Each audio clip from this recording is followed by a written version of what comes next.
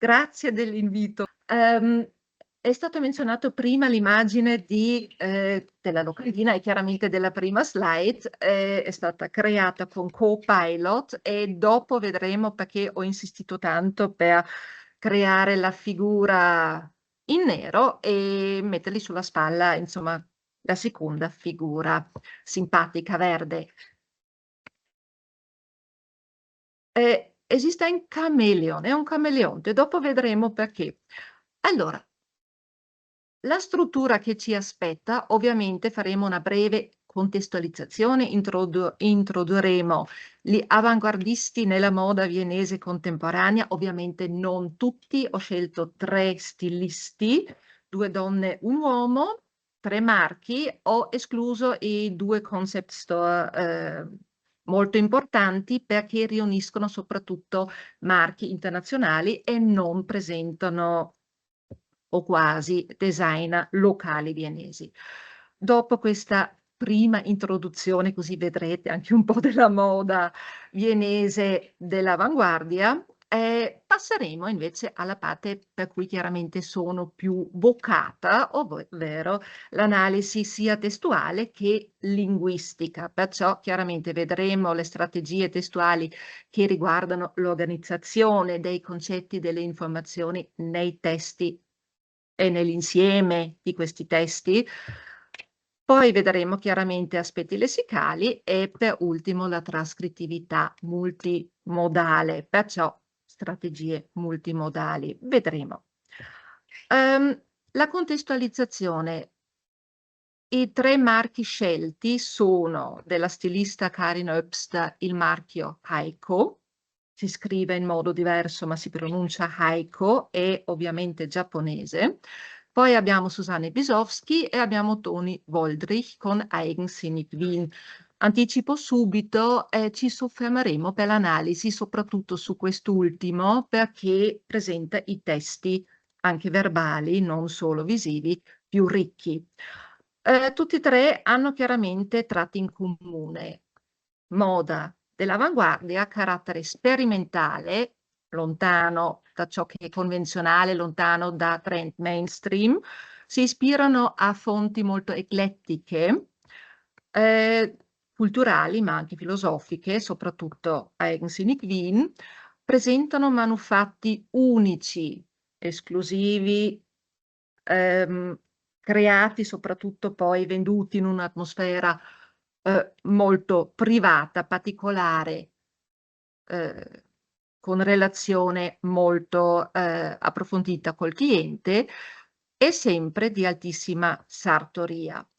La preferenza va spesso al nero, ci sono sempre contaminazioni con l'arte e il tema della sostenibilità sia nei processi di creazione che nei prodotti materiali. È importante per tutti e 3. La nostra analisi chiaramente riguarderà la comunicazione in lingua tedesca, comunicazione di presentazione ma soprattutto di promozione fatta da questi stilisti nei loro siti web. Non tratto social media, escludo quella parte dall'analisi e mi concentro su testi scritti, statici, perciò anche gli elementi visivi sono foto e tocco marginalmente i video, ma non ne faccio l'analisi particolare. Ovviamente ci basta come materiale, c'ha questo focus ristretto. Con l'avanguardia di Vienna al di fuori del campo della moda condividono chiaramente molti aspetti di un filone ancora attuale e influente nella Vienna di oggi, che è l'arte concettuale e contestuale, che chiaramente viene dal mondo anglosassone negli anni 1960, viene poi a Vienna ampliato negli anni 90 verso l'arte contestuale e vediamo i tratti in comune, cioè i nostri 3 stilisti, l'avanguardia nella moda. A Vienna condivide con il filone avanguardistico in campo culturale e artistico ampio di Vienna questi tratti. L'importanza del processo creativo che realizza un dato concetto, cioè è altrettanto se non più importante del prodotto finale. Il coinvolgimento intellettuale del destinatario. Questo è chiaramente qualcosa che distingue molto da altre case di moda, altri produttori. La fusione dei generi espressivi, cioè la creazione di capi di abbigliamento, si fonde con l'arte performativa, con installazioni, con video.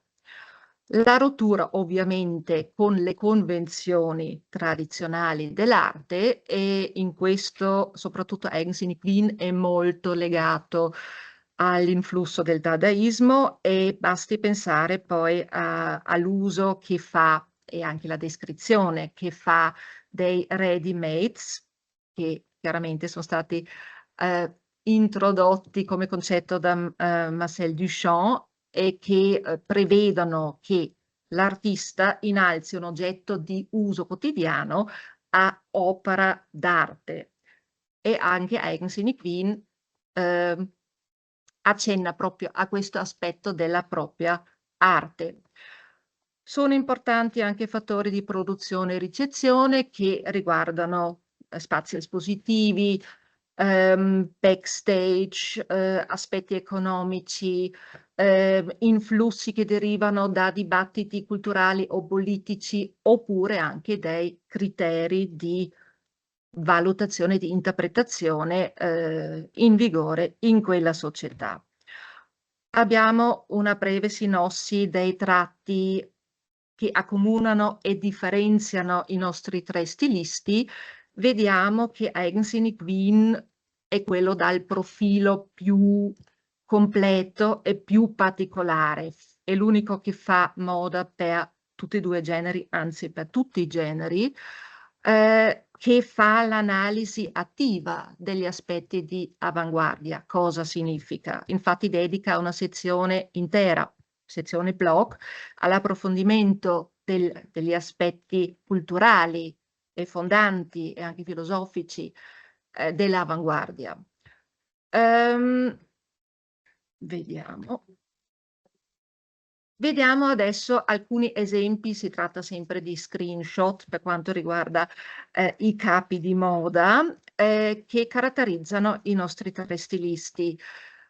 La prima è Karin Öbster con Heiko. Il nome è giapponese, come vedremo dopo, significa in giapponese o bambina rispettosa, che viene data a femmine che nascono, è un nome femminile molto amato in Giappone per la sua eleganza, oppure significa bambina della nuova generazione, figlia della nuova generazione. Però, nonostante questo legame con la cultura, col design, con l'avanguardia giapponese, questa stilista si sente vivamente ancorata nelle tradizioni locali di Vienna. Infatti, interrogata sullo stile di vita che si può avere e percepire a Vienna, lei risponde: In Wien vermischt sich Geschichte mit Avantgarde zu einem unvergleichlichen Lebensgefühl. Ovviamente non sapendo quanto tedesco avrebbe capito il pubblico qua in sala, praticamente tutti, ma online magari no. Perciò c'è sempre, per le citazioni ci sono sempre, o nel 99% dei casi, le traduzioni in italiano. Perciò a seconda della vostra competenza voi vi orientate, e traduttrici e traduttori quadrano tutte e due, ovviamente, le citazioni. Per inciso, le traduzioni verbali verso l'italiano ho fatto fare a DeepL, molto veloce, non avrei neanche il tempo di battere sulla tastiera che è già fornita la soluzione, importante la revisione umana dopo. La maggior parte dei casi era di ottima qualità, in altri punti, poi vi faccio notare magari uno, io ho variato. Comunque, chiusa la parentesi, torniamo al Lebensgefühl, questo gusto di vivere.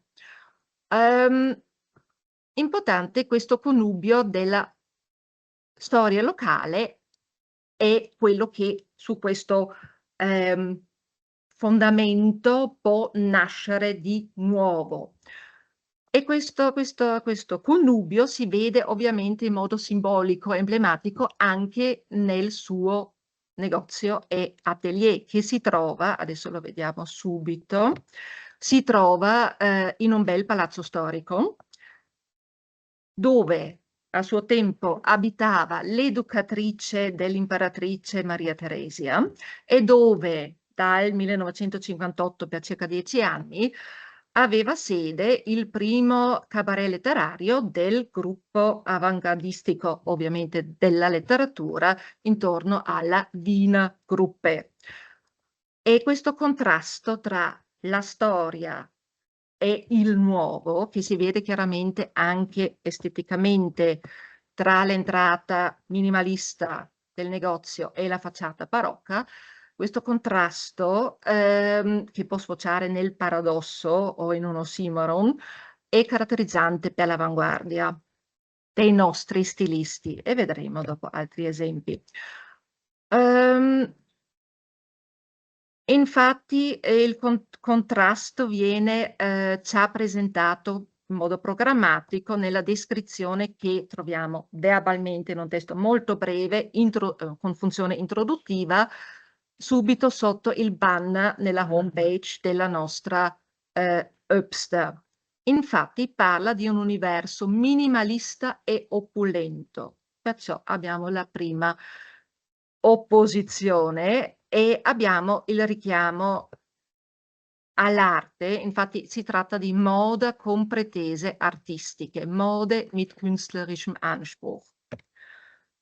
Alcuni esempi della nuovissima collezione autunno-inverno, vediamo comunque l'ispirazione giapponese che l'accompagna, sono modelli attuali, questa è una sfilata di qualche anno fa, ma l'impronta giapponese c'è.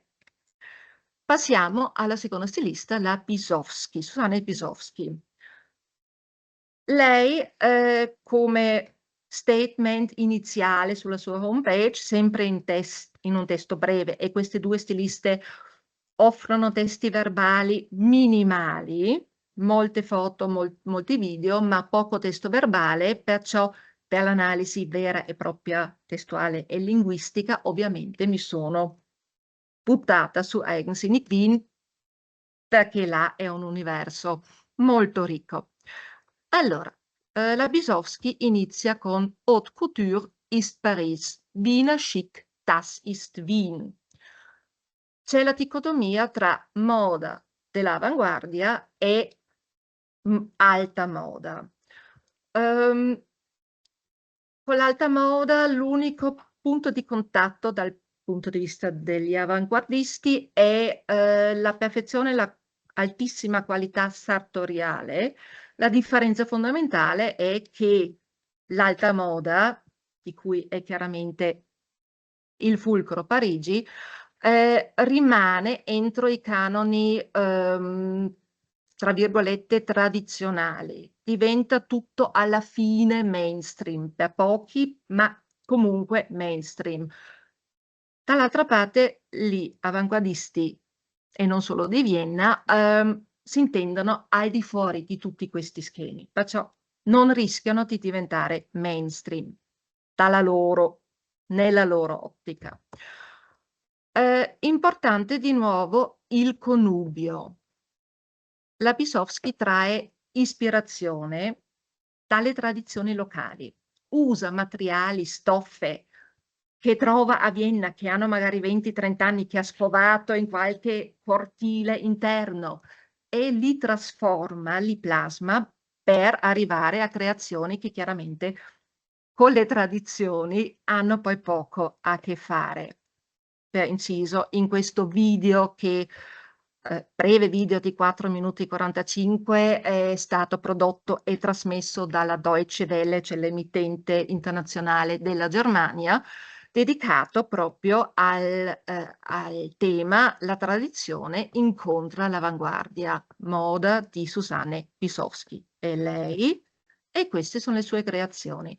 Il filmato ci fa vedere qua chiaramente in screenshot, ci fa vedere una sfilata e il backstage della sfilata. La sfilata si svolge in un lussuoso palazzo storico e chiaramente prima e dopo c'è il momento dell'arrivo delle indossatrici che già indossano molti modelli e che poi se ne vanno anche con i modelli dopo la sfilata e si integrano nella vita normale della città, camminano per strada, fanno quello che fanno, insomma, passanti normali. A simboleggiare questo connubio e questo transfer reciproco tra la fonte ispiratrice e l'impulso che dà e l'impulso che poi dalla moda creata può ritornare alla fonte. Faccio un arricchimento vicendevole.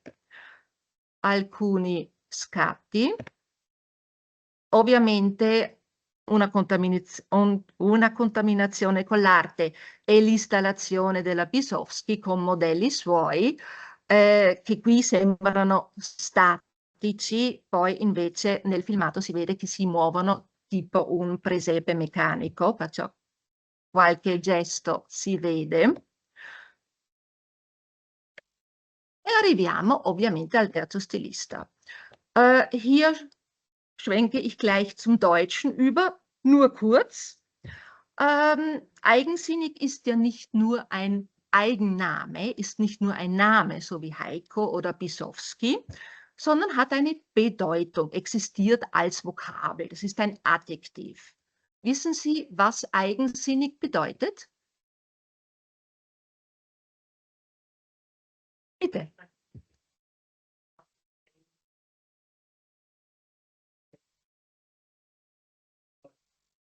Sì, esatto, ha un senso proprio, un senso particolare. Questa è la lettura, diciamo, letterale e viene usato per indicare, se guardiamo un dizionario, per indicare aspetti abbastanza diversi che in qualche modo sono però collegati tra di loro. Può essere qualcosa o qualcuno di stravagante, di caparbio, di testardo, di estroso. Tutto questo c'è in Eigensinnig.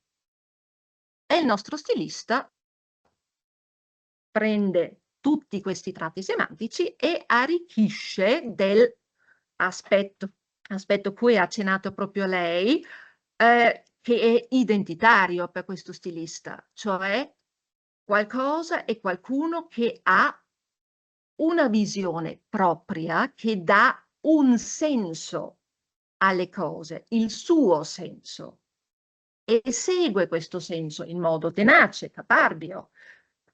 E tutto questo si racchiude nel nome del marchio. Anche qui abbiamo orientamento internazionale, ma anche radici locali, che in modo molto simpatico a livello linguistico si traduce là dove descrive nel testo come si svolgerà la seduta individuale tra stilista e cliente. Nell'atelier, dopo la prova, ovviamente ci sarà un po' di caffè. Kaffee gibt es übrigens auch und manchmal auch Achterl weiß oder rot. Chiaramente l'offerta di qualcosa da bere può includere anche un vino, un bicchiere di vino bianco o rosso, ma espresso con la parlata tipica di Vienna, cioè l'uso della parlata, del dialetto, chiaramente fa trasparire la stima delle radici locali. Questo stilista, come ci fa capire già l'immagine, va un po' oltre l'avanguardia delle altre due, si dedica alla dark avant-garde. Cosa significa? Che la preferenza per il nero, per i colori scuri è dominante, non c'è quasi altro, o eventualmente il suo opposto, perciò il bianco, ma per di più il nero. Questa corrente enfatizza aspetti misteriosi e magici, tematizza anche le questioni filosofiche e culturali, infatti dedica una sezione molto ampia tutto questo e attinge alle varie subculture, cioè è un po' più radicale dell'avanguardia.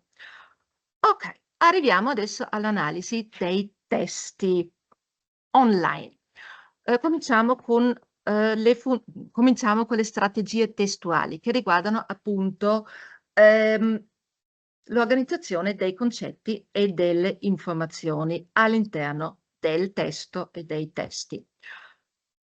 Come gli altri stilisti, le altre stiliste, chiaramente i suoi testi assolvono funzioni testuali, soprattutto del tipo informativo appellativo, perché chiaramente presenta i suoi prodotti, presenta il suo approccio, però vuole anche vendere, promuovere.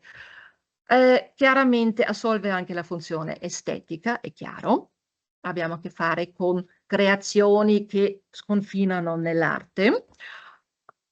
Ma lui, questo marchio, assolve anche una funzione didattica. Infatti, quando approfondisce le basi filosofiche per far capire il potenziale cliente a cosa va incontro, a che cosa dovrebbe andare incontro se vuole vivere a pieno il suo proprio potenziale, e lo fa anche quando spiega il lessico specialistico tecnico, come nel caso, per esempio, del termine bespoke tailoring, che non è di comprensione comune. Infatti, fa subito la parafrasi, maßgeschneiderte Exklusivität, e poi spiega nel dettaglio cosa implica. Chiaramente le spiegazioni poi hanno di nuovo un taglio promozionale. Comunque, c'è una sinergia delle funzioni testuali che supporta l'identità che si sta creando, non solo attraverso le sue creazioni, ma attraverso la sua comunicazione. E vedremo nel dettaglio più avanti quali sono questi aspetti della sua identità, a cui chiaramente contribuisce anche l'uso delle metafore.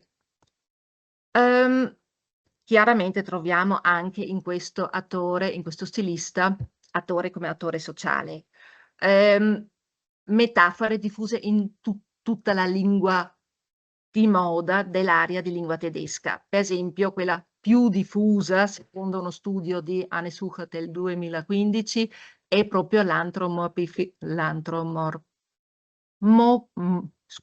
antropomorfizzazione della moda, cioè la moda diventa essere che agisce. Abbiamo un esempio qui: Dark Avantgarde Mode ist experimentell, sie spielt mit Materialien, Schnitten und Silhouetten. Ma chiaramente ci sono altre metafore, altre metaforizzazioni più tipiche per Eigensinnig che aiutano a capire meglio la sua identità. Allora, abbiamo quelle più importanti. La primissima è chiaramente la moda come estrosità, cioè la resa di Eigensinnig. Eigensinn, come traducente ho scelto estrosità, perché racchiude più degli altri tratti semantici rispetto a Tip L aveva proposto cabarbietà. È più riduttivo, perciò ho fatto un'altra scelta.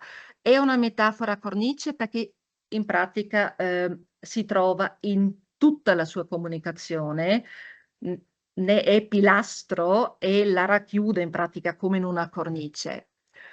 È fondante.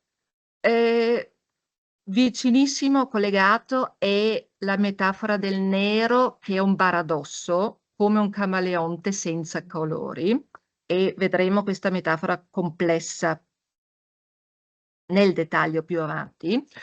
Altre metafore sono la moda come arte, la moda come movimento, abbigliamento come mediazione tra portatore e mondo.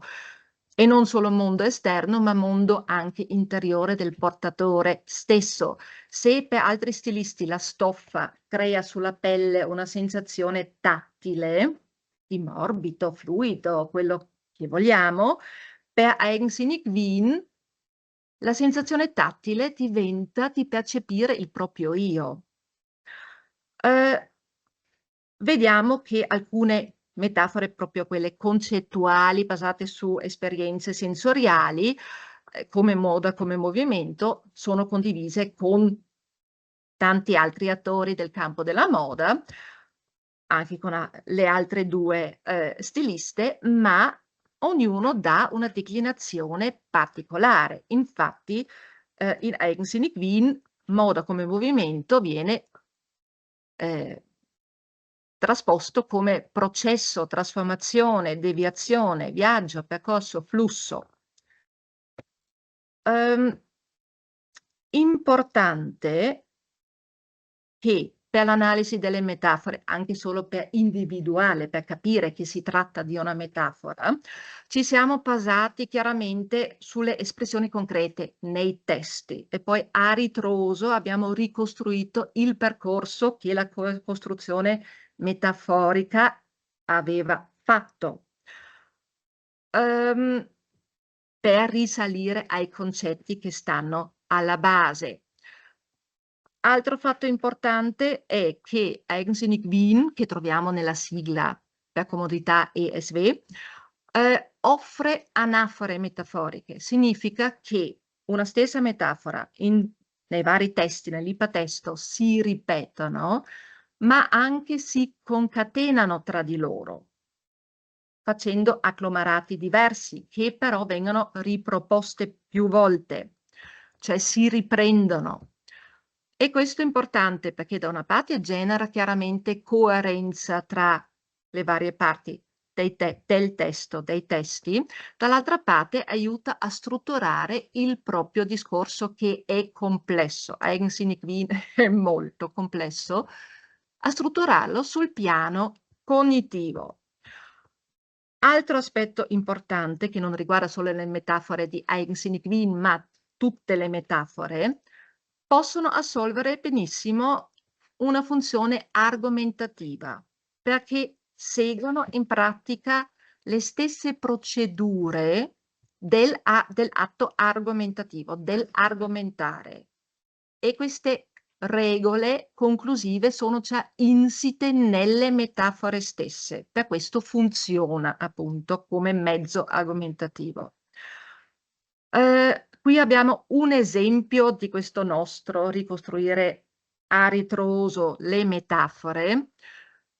Siamo partiti dalle espressioni concrete. Un esempio soltanto, nel campo qui abbiamo trovato nei vari testi espressioni come der look ist nicht festgelegt, il look non è determinato, ist fluid, è fluido, veränderbar wie die Jahreszeiten, variabile come le stagioni. Das ist der ewige Kreislauf der Kreation, è l'eterno ciclo della creazione. E con queste espressioni concrete che abbiamo messo in relazione chiaramente al loro contesto, cioè le porzioni di testo che stanno intorno all'espressione concreta, ma anche al loro contesto extralinguistico, cioè il mondo reale, e abbiamo ricostruito a quale tipologie metaforiche appartengono. Abbiamo enucleato queste: la moda come trasformazione, oppure come strada con deviazioni, oppure come viaggio. Perciò abbiamo visto il concetto di fondo è la moda è un percorso. Ovviamente questo è uno dei concetti possibili dell'ambito metaforico, metafore del movimento. Abbiamo trovato un aspetto interessante. Oltre alle espressioni concrete che potevano essere appunto enunciati, potevano essere singole parole, abbiamo visto delle isotopie strutturali. Di solito si parla di isotopie lessicali. Cioè l'isotopia significa che troviamo in un testo, parlando di isotopie lessicali, tratti semantici che vengono riprodotte lungo il testo, non tanto con la ripetizione delle stesse parole, ma magari con sinonimi parziali, con altri elementi lessicali. Invece in questo ipatesto abbiamo trovato isotopie strutturali. Vediamo allora qui queste connessioni semantiche a livello strutturale del testo si realizzano da una parte a livello concettuale, cioè in tutto il testo troviamo concetti come questi, che poi cioè possono essere realizzati, formulati in modo diverso. Comunque troviamo opposizioni paradossali. E questo non ci sorprende più perché abbiamo visto è un tratto tipico dell'avanguardia. E abbiamo una citazione dal testo. Però abbiamo anche il cambio della prospettiva enunciativa. Tante volte nel testo troviamo esempi di questo tipo, dove la costruzione metaforica congiunta dell'identità dell'emittente e del ricevente si rafforza chiaramente a vicenda.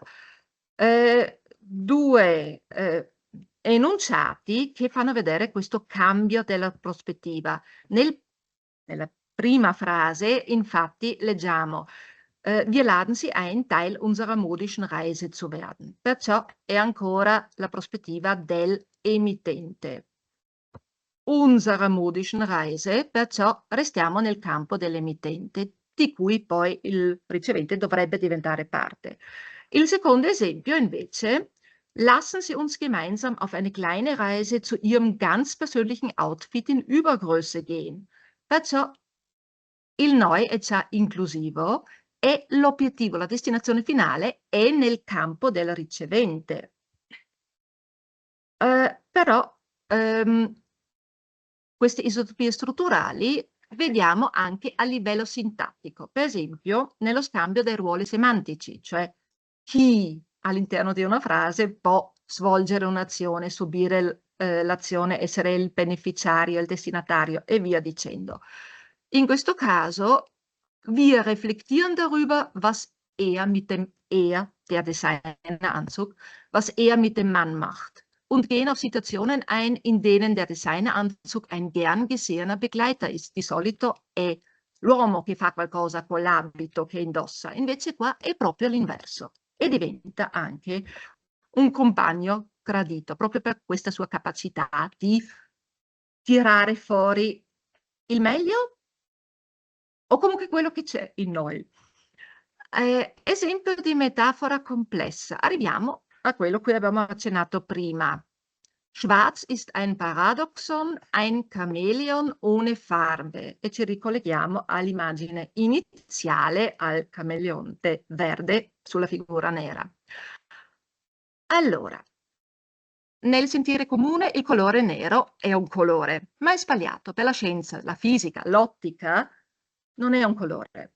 È un oggetto, un corpo che assorbe tutte le frequenze con cui si presentano i vari colori, che poi non esistono più come colori, non sono più visibili perché assorbiti dal colore nero, cioè dal corpo nero. Sì, appunto, perché assorbe tutto il corpo nero, assorbe tutti i colori che alla fine non esistono più. Perciò abbiamo proprio una situazione paradossale, perché se il nero non ha colore, come può essere un camaleonte anche senza colore? Il camaleonte è il simbolo di ciò che è colorato e cambia continuamente colore, perciò fa vedere i vari colori. Allora, in questa metafora abbiamo da una parte il regno della natura animata, il camaleonte, dall'altra parte la natura inanimata, abbiamo il corpo che insomma è nero, perciò abbiamo o un corpo o una qualità, e abbiamo chiaramente anche il rapporto paradossale in questo spostamento da un ambito nell'altro. E questo transfer avviene in tutte e due le direzioni. Per questo è una metafora molto complessa, perché chiaramente il camaleonte mantiene un po' della sua capacità, però è anche senza colori. Dall'altra parte il nero, che non è un colore e non fa vedere nessun colore, assorbe un po' della capacità, delle caratteristiche del camaleonte perché comincia a far vedere qualcosa. Quello che è lo spiega poi Woldrich nel suo blog. Infatti esistono 16 tonalità del nero che vengono usate anche in fotografia, tipografia per scopi scientifici e che tranne uno possono essere riprodotti anche nelle stoffe. Perciò il nero non è un colore, ma non è tutto uguale ogni nero. No, appunto, appunto. Ok. Del nero come assenza di colori. Sì. C'è un musicista che fa tentativi di colorante, incomincia con nero, e allora si potrebbe dire nero non è un colore. Sì, appunto. Anche, certo. Ok. Ok, passiamo agli aspetti lessicali. Come siamo con i tempi, Sonia? Ancora? Sì, ok, mi fai segno. Ok, aspetti lessicali. Allora, troviamo molto lessico specialistico, troviamo anche molto lessico alloglotto, sempre con la funzione di costruire la propria identità. E in questo sono molto attive anche le strategie stilistiche ad uso creativo del materiale linguistico, non importa se è endogeno o alloglotto, e troviamo anche gustosi giochi di parole. Inutile dire che oltre alle isotopie strutturali troviamo anche quelle canoniche lessicali e in questo caso spesso si presentano sotto forma di triade, cioè 3 aggettivi, 3 sostantivi, mai uno da solo, sempre accumulo. Di solito chiaramente sono collegati tra di loro, come nel caso di visionea, un conventionnel, un provocatif, e ovviamente sono caratterizzanti per il nostro stilista. Lessico specialistico ce n'è molto, soprattutto anglicismi.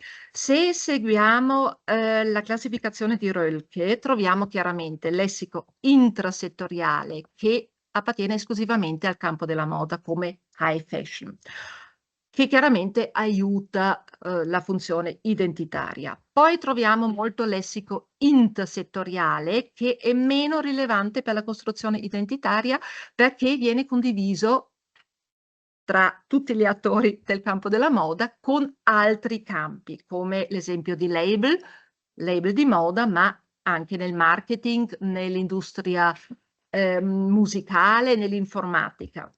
Poi c'è però, per fortuna, anche il lessico extrasettoriale e questo di nuovo rilevante per la costruzione dell'identità, perché chiaramente qui si riprendono parole che nel campo della moda di solito non trovano spazio, non hanno posto, ma vengono da un campo rilevante per l'emittente. Nel caso di Eigensinnig Wien, chiaramente un termine tecnico dell'arte, il ready-made, si rifà a quello che abbiamo detto prima, l'oggetto quotidiano che viene innalzato dall'artista a opera d'arte. E vediamo dopo non so se vediamo una citazione, comunque l'emittente di Eigensinnig Wien parla espressamente di questo legame della sua moda come capi della sua moda come ready-mades. Chiaramente troviamo molti neologismi, tra cui occasionalismi, fraseologismi e appunto giochi di parole. Abbiamo un esempio qui, Grand Dame und Herr auf großem Fuß. Herr auf großem Fuß probabilmente sarà di facile comprensione, forse Grand Dame un po' meno, per i letterati chiaramente sì, è ovvio, Grand Dame del teatro, è ovvio, di solito si intende nel senso cioè spiegazione dell'idiomatismo, una signora di una certa età e esperienza che ha sviluppato e dimostrato grande competenza in un determinato campo. Herr auf großem Fuß può essere di nuovo letto letteralmente oppure come idiomatismo. Come idiomatismo significa qualcuno che vive, che ha uno stile di vita molto lussuoso, a seconda del contesto può essere sottinteso se lo può permettere oppure vive sopra le sue possibilità. Può essere chiaramente anche un modo simpatico per indicare chi, nel senso letterale, chi ha un numero di scarpe che parte dal 45. Perciò in questa sezione vengono indicati per i due generi distinti große Größen, mentre altri attori del campo della moda nell'area di lingua tedesca usano o l'anglicismo big sizes oppure kurvige Frauen, donne formose con curve, oppure Frauen mit kräftiger Statur, dalla statura insomma importante. C'è un altro gioco di parole che si rifà chiaramente alla metafora del nero che è un camaleonte senza colore. Mit schwarzer Dark Avantgarde Mode bekennt man Farbe, indem man sich zu keiner Farbe bekennt. In tedesco funziona molto bene, in italiano è un po' più difficile da tradurre, infatti abbiamo un gioco di parole che si basa sull'utilizzo della parola Farbe e bekennen, sich bekennen. Farbe, chiaro colore. Bekennen, Farbe bekennen, soprattutto in questa locuzione, ha il significato di ammettere qualcosa, ma viene dal gioco delle carte, quando si deve dichiarare il colore, perciò si ammette qualcosa. Perciò in italiano questa parte si può tradurre, può essere reso, e l'ha fatto bene. No, le carte.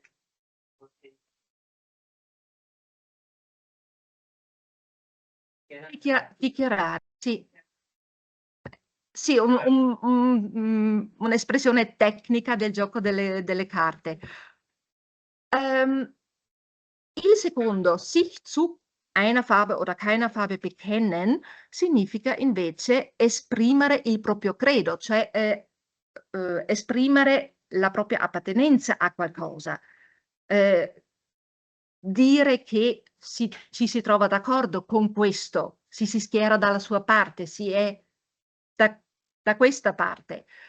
E allora questo però è più difficile da rendere, perché chiaramente ella aveva proposto senza dichiarare alcun colore, ma sarebbe stato forse non tanto chiaro nell'insieme rispetto a senza sposare alcun colore. Perciò qua ho variato.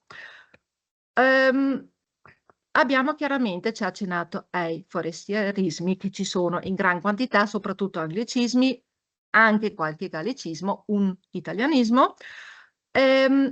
Supportano chiaramente le metafore identitarie, soprattutto quando gli anglicismi non si presentano solo come termini tecnici isolati per indicare stili, vestiti o materiali, ma quando formano delle citazioni in lingua inglese inserite nei testi tedeschi.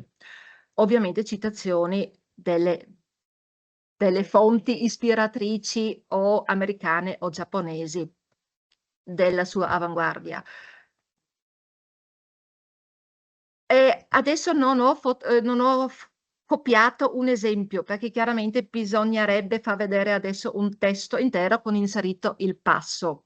Non ce l'ho qua, glielo mando, se qualcuno è interessato, io lo spedisco anche, lo stralcio, lo spedisco anche per email. Va bene? Non posso farlo vedere adesso.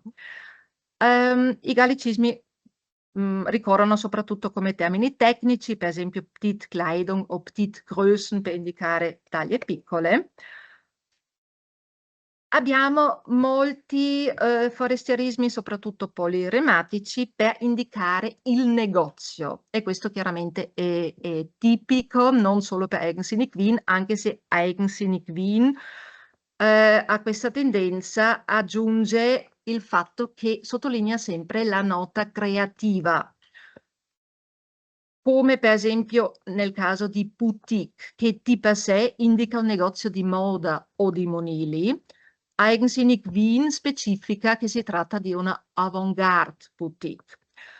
Esaspera questo procedimento nell'unico italianismo che presenta studio. Allora, studio ovviamente di per sé trasmette già la nota creativa legata a determinati luoghi di produzione, per esempio il teatro sperimentale, oppure uno studio fotografico, oppure uno studio televisivo. Cosa fa Eigens in Queen? In modo pleonastico e anche iperbolico, parla di creative studio, va oltre, inserisce questo termine in un complesso che in pratica esprime lo stesso concetto in altro modo. Kreativstudio und Experimentierwerkstatt. Siamo sempre là, è sempre un luogo, un'officina sperimentale dove si crea qualcosa. Arriviamo alla trascrittività multimodale. Trascrittività è un concetto che parte da Jäger. La multimodalità è importante per vedere la realizzazione. Vediamo un attimo la terminologia. Multimodale, multimodalità chiaramente risale a Kress e Van Leeuwen. Recentemente, chiaramente parliamo sempre degli ultimi 20 anni, i linguisti si sono divisi tra coloro che vogliono parlare di multimodale e coloro che parlano di multicodale. Sono però due facce della stessa medaglia, sono nel 99% dei casi sempre copresenti. Uno, multimodalità, è l'ottica che guarda il coinvolgimento di diversi sensi che vengono stimolati dal testo. Multicodalità, multicodale invece fa riferimento ai diversi codici semiotici che sono coinvolti. Importante per noi che in un testo multimodale le varie componenti che possono essere verbali, possono essere visivi, visivi statici, visivi animati, possono essere acustici e via dicendo. In oggetti tridimensionali possono chiaramente essere inerenti al codice architettonico, possono essere inerenti al linguaggio della moda, perciò possono essere gesti, possono essere tantissime cose. Importante che concorrono in modo sinergico alla costruzione del significato di quel testo. Importante, non serve l'immediata vicinanza tra i vari elementi di modalità diversa. Possono essere collocati anche in testi distanti tra di loro, perciò anche essere cioè la multimodalità e multimodale rimane il termine più diffuso, perciò usiamo questo pensando anche ai vari codici semiotici. Può essere realizzata nella relazione tra diversi testi, nella relazione intertestuale. Ok, non tutti i linguisti parlano di testi quando si passa a oggetti tridimensionali, perciò a seconda della scuola sono testi o sono comunicati o sono artefatti. Importanti i comunicati multimodali e vi rientrano chiaramente i capi di moda, le sfilate, lo spazio espositivo, si avvicinano al testo semiotico nella definizione di Roland Posner. Cosa significa? Un oggetto, un artefatto deve essere creato intenzionalmente per svolgere una determinata funzione che poi deve essere in grado di svolgere, cioè deve avere anche questa caratteristica strumentale, deve servire a qualcosa e deve essere codificato, cioè all'interno della società ci deve essere una convenzione culturale che assegna a quel oggetto un determinato significato. Perciò, avendo questi criteri alla mano, possiamo dire che i vari capi, le sfilate e lo spazio espositivo, inteso come palcoscenico performativo, rappresentano dei testi semiotici. Per l'analisi dobbiamo chiaramente rispettare il codice, ogni codice presente. e analizzarlo con i suoi strumenti, cioè non la parte visiva con gli strumenti linguistici e viceversa, perché ogni codice semiotico ha la stessa parità rispetto agli altri codici, secondo Schmitz. Trascrittività per Jäger serve e mira a riorganizzare le strutture profonde di un testo. Cosa significa? La trascrizione può avvenire tra diversi media oppure all'interno dello stesso medium. Tra diversi media, per esempio, un'opera letteraria viene trascritta come opera cinematografica. All'interno dello stesso medium, per esempio, un commento verbale è la trascrizione nello stesso medium di un'intervista verbale. A seconda del mezzo del medium, chiaramente cambieranno i mezzi espressivi, l'organizzazione, perciò cambieranno le connessioni tra segni e contenuto. E tutti questi cambiamenti, perché chiaramente l'opera letteraria nel film è organizzata in modo diverso, usa altri mezzi espressivi rispetto all'opera letteraria che leggo nel testo scritto. E questa trascrizione da un medium all'altro o da una forma all'altra all'interno dello stesso medium avviene con diverse modalità, come specificato da Obilowski. Si può commentare, si può precisare, si può spiegare e si può imitare. Abbiamo alcuni esempi, non faremo tutti perché sarà troppo denso e troppo lungo. Oh, ok. Allora, vediamo qui una foto ovviamente dello spazio espositivo nel negozio di Eigensinnig Wien. Cosa notiamo subito? Cosa notiamo?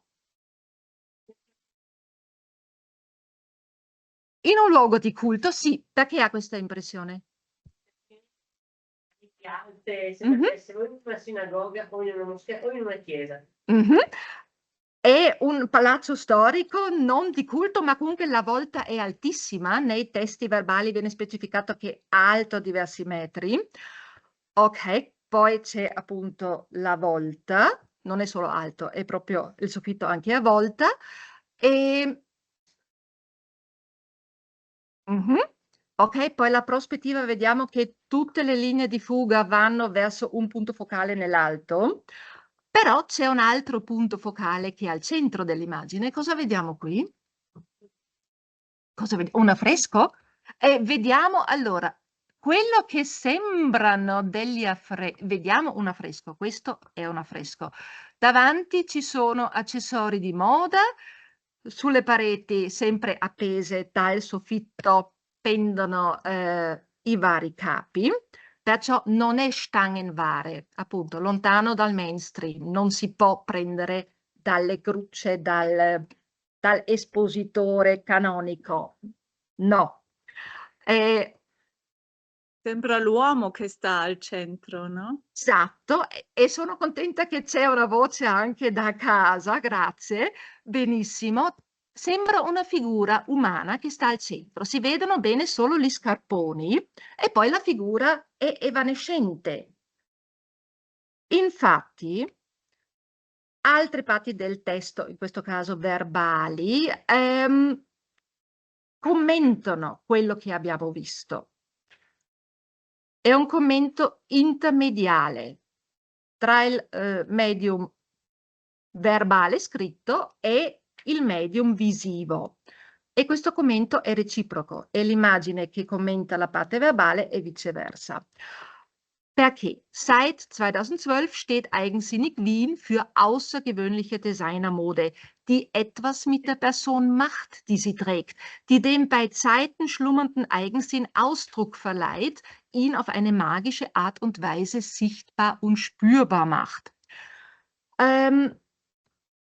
Vediamo l'abito o comunque un accessorio di moda che è in grado di avere un effetto sulla persona. In quel caso probabilmente la sta facendo nascere dal suo potenziale, la sta plasmando. Perciò die etwas mit der Person macht, die sie trägt. Vediamo anche la nota della dark avant-garde di cui abbiamo parlato prima, quel accenno magico, cioè che lo fa, che lo rende in modo magico, visibile e percepibile. Per inciso, Typ L, questo Beidseiten, l'ha tradotto come il contesto suggerisce, perché in quel punto del testo, in questo passo, l'unico significato possibile di Beidseiten è appunto manchmal, talvolta, ma Beidseiten non vuol dire manchmal, vuol dire rechtzeitig. E vediamo anche questo uso non canonico della lingua tedesca comune che fa Eigensinn Quinta, che non è l'unico punto in cui l'autore del testo non è sempre lo stesso, sono diversi autori che scrivono tutti per il marchio. Con qualcos'altro. Lavinia, Gregorio, questa cosa è una cosa che hai fatto tu. Scusa, Non è né cosa mia. E se sapessi come fare lo farei. Comunque, forse hanno finito, credo, perciò non era un commento a quello che stavo facendo, perciò vado avanti. Beidseiten viene ripetuto col significato di manchmal in molti passi dell'intertesto, perciò uso non canonico, un gioco con qualcosa che può anche spiazzare il lettore, che però dà l'interpretazione più plausibile. Significa manchmal, anche se non è così. Lo stesso ha fatto la I, ha tradotto giustamente talvolta o a volte. In questo caso abbiamo chiaramente anche una imitazione nell'immagine, abbiamo una imitazione sia intramediale che intermediale. Dipende se intendiamo la foto e lo spazio espositivo nel negozio come appartenenti alle arti visive, come qualcosa di visivo, allora è intramediale, o se lo interpretiamo come due media ben distinte, allora è intermediale. Comunque un'imitazione, perché quello che fa lo spazio espositivo vediamo nella foto, è riprodotto nella foto. Infatti viene poi spiegato, e questa è una spiegazione intermediale, altra forma di trascrizione, nella parte verbale, in altri punti, scusate, in altri punti del ipertesto, perché leggiamo: Die vornehmlich schwarzen Kollektionen hängen wie Kunstwerke von der meterhohen Decke, als wären sie Teil einer Choreografie ohne äußere Bewegung. Die Avantgarde-Mode hängt von der meterhohen Decke herab, weil sie wie Kunst ist und eine entsprechende Darstellung verdient hat. Chiaramente troviamo anche la precisazione intermediale, abbiamo più trascrizione tra vari media in questo ipertesto, però non facciamo l'esempio, credo che sia troppo denso. Direi che spero di avervi dato una prima impressione della moda avantgardista di Vienna, della Vienna contemporanea, chiaramente non dell'avanguardia storica, e di avervi fatto nascere delle curiosità, magari approfondite non tanto i capi, ma i testi sui loro siti. grazie tante, grazie a voi e arrivederci. Grazie tante per il pubblico e buona serata.